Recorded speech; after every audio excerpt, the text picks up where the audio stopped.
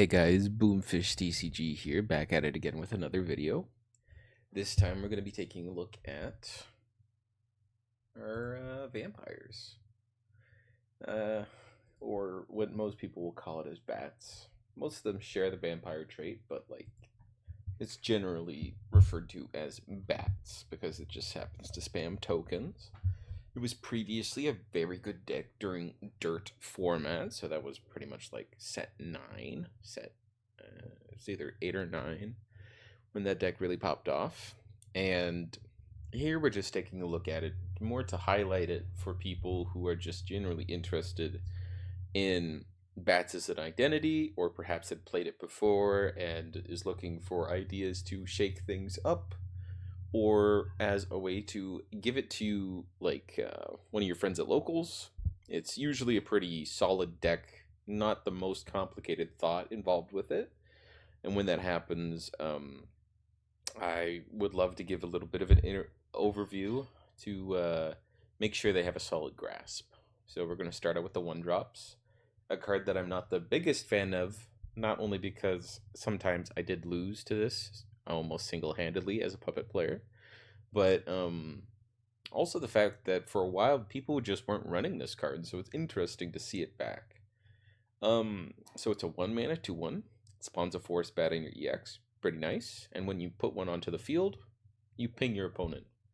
Effectively, by the time that you hit them with this on turn 3, realistically you will have dealt 3 damage by turn 2. That's a very strong start, considering later game, even though that you have storm damage, you're pretty limited on the numbers you're going to be able to generate with that. So it's good to keep that in mind, but it's a fine card. Seeing you here at 3 isn't surprising, or the most surprising thing, but this is not like mandatory in a list, and it was cut at one point, so just keep that in mind. A card that has been run a lot more though is Raven, Noontide Vampire. So this is a 1-mana 1/2. It also does the same first effect of putting a bat into your EX, and instead of attacking your opponent with damage, it heals you, which this deck can really do that a surprising amount. You might have a lot of mid-game trades where you're using your bat tokens as resources. Well, at that point, you're controlling the game and then trying to establish maybe like a big buff turn with your tokens and getting in for some solid damage. When you're doing that, the kind of balancing factor in order to make sure you can do that multiple times in a game is Raven, or perhaps Vania. We'll get to her on one of her evos. Both of those allow you to heal a pretty good amount. Is that going to be the reason you win? No, but having life to play with is never a bad thing, and is usually a little bit more valuable than sometimes negligible damage, because 1 damage is a lot easier to do than perhaps 2 sometimes. It's not going to be like the biggest issue for the opponent, right? Like a lot of the times they have 1-mana ping 2, so they'll be able to get rid of both of these bodies regardless, but the health can be valuable. Summon Bloodkin. So this is pretty much the most basic card that Bats has been running pretty much ever since set 1. Because this is from the structure deck. It's interesting to see this list run it at 2, because I would have expected it to be at 3. It's not the highest impact card. It's very useful for what Bats needs to do, because this summons 1 and generates 1 in the EX. So if you need to sling out Bats in the same turn, this kind of provides you with that. But it doesn't do anything else, right? It's not the most flexible card in the world. It just does what it does. Oftentimes that's enough in this deck, but having 3 of these in your opening hand might kind of suck. So I understand it, but I don't think it's the worst thing for you to have 3 copies of this in your deck. So if you find that you need extra bat generation, perhaps this is the answer. card that I'm a big fan of, and I know a lot of bat players locally float around either 3 copies of this or 2 copies of this, is Vampiric Fortress. It's a fantastic amulet. You take a look at the top 3, grab a vampire card. It says cards. That's pretty crazy. And when you think about the other part of it, where you simply just pay 1, sack it, and summon a bat, I know in Haven, when we have these kinds of effects, either you're getting like a decent discount, or you're certainly not paying the exact cost of the bat. So sometimes you're going to get board locked if you see too many of these and you end up playing too many of these. You might get a bit greedy because at base value, it's just a very good card.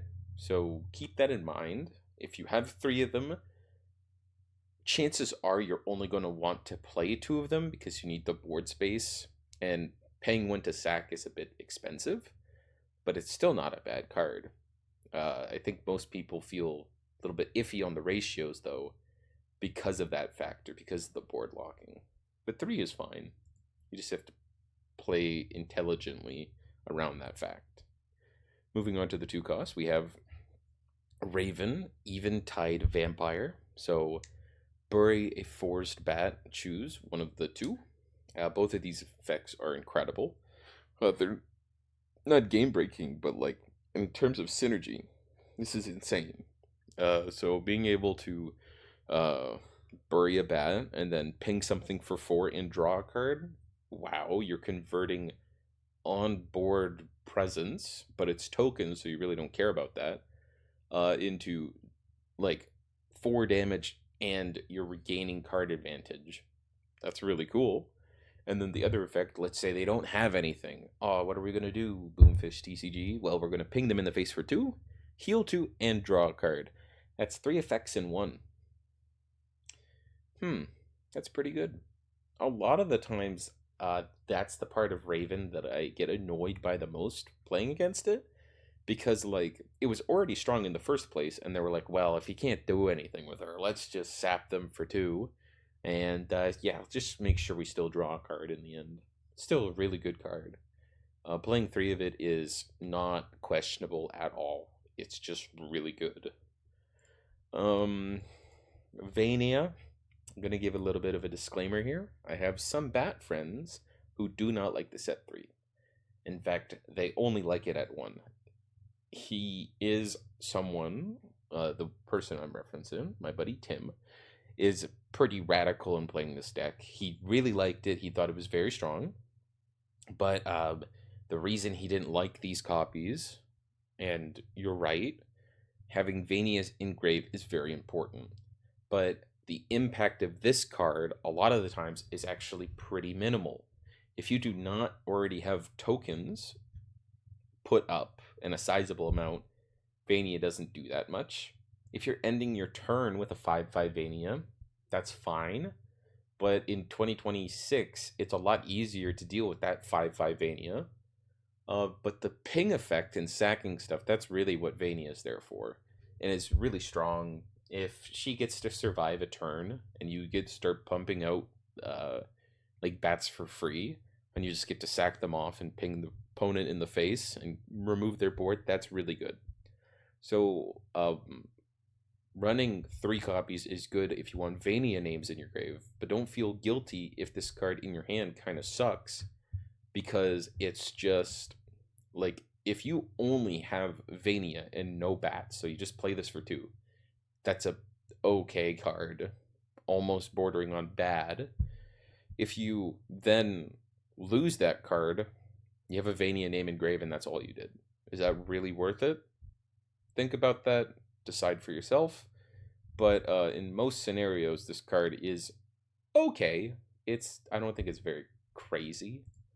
We have Gift for Bloodkin, which is crazy and is broken and stupid, and I cannot believe they gave Abyss a card like this.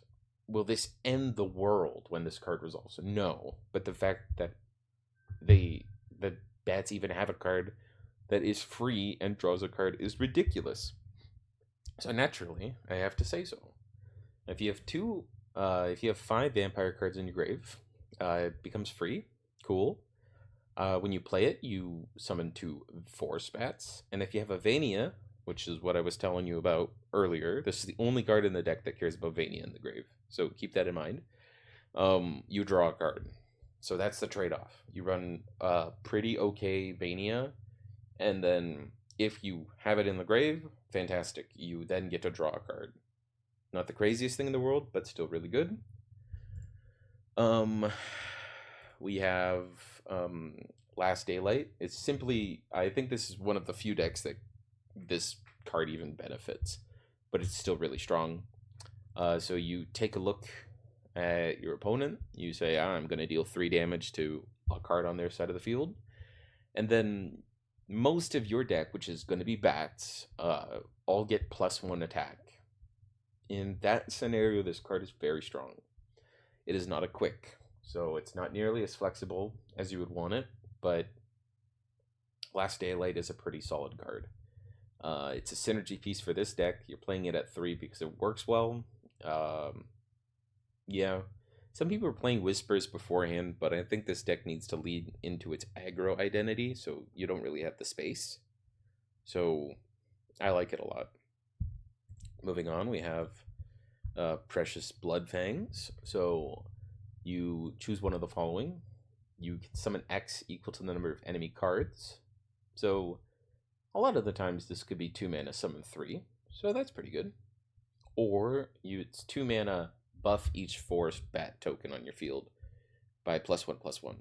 Honestly, the second effect is good because usually board buffing effects is pretty rare.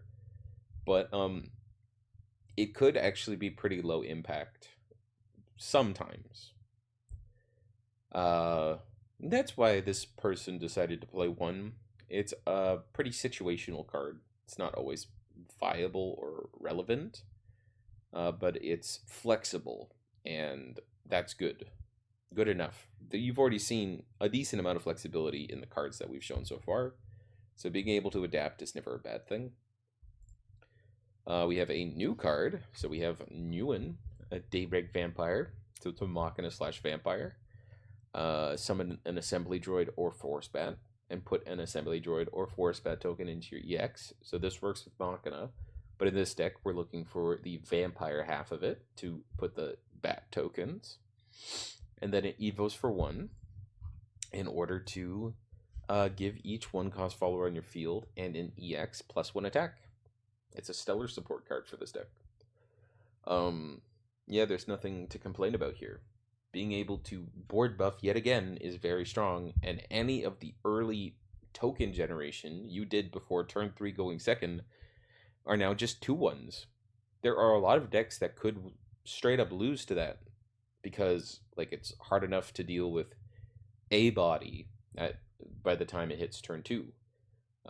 There's a good amount of times where you will have 3 2-attack followers by the time this resolves, and that's pretty incredible. So nothing to complain about here. 3 copies in main, easy enough to explain. Pretty much the namesake of the deck, the second most powerful card in this deck, I believe. We have Vania. So it's a 3 mana 3/3. When you play it, you put a Force Bat token into your EX. If you have, yeah, so it has 2 evos. Generating a Force Bat is always nice. That's kind of what this deck just does. You can evo for 1, or if you have 5 vampire cards in your grave, you can evo for 3 instead. So we're going to take a look at that. She's got a flip evo. So on the first side, so this would evo for 1 with no condition.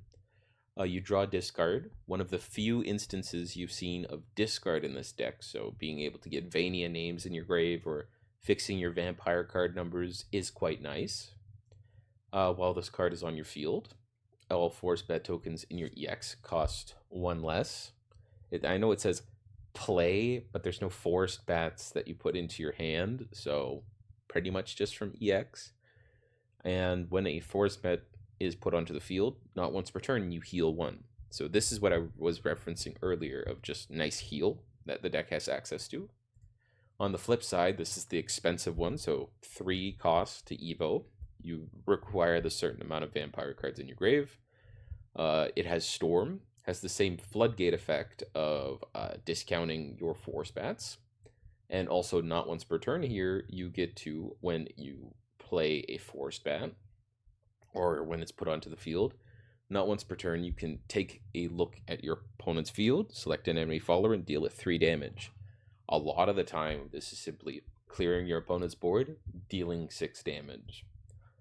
The disappointing part, though, is that's pretty much where your deck kind of taps out in terms of dealing damage to an opponent in 1 turn. Your burst is 6 damage.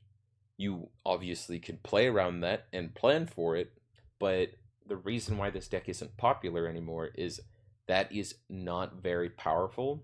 A lot of decks have a lot higher burst turns at this point, but that's why it leans into the aggro portion where you try and get your opponent low to where this kind of effect and this 6/6 storm will actually matter and close out the game. So you have to make this matter. It's not incredibly strong by itself. It's very solid, though. Probably my favorite, my most hated card in this deck, and what I think is the most powerful card in this deck, is Old Blood King. A lot of games will just revolve around the bat player drawing this card because it's ridiculous. So it's a 4 mana, 2/4. It summons 2/4 bats who have Rush and Assail. So that's already incredible. That means every single bat, if this survives, will now have Rush and Assail. You'll be able to consistently trade into your opponent, and it will just snowball from there. This will not end the game, but 2 of them probably will.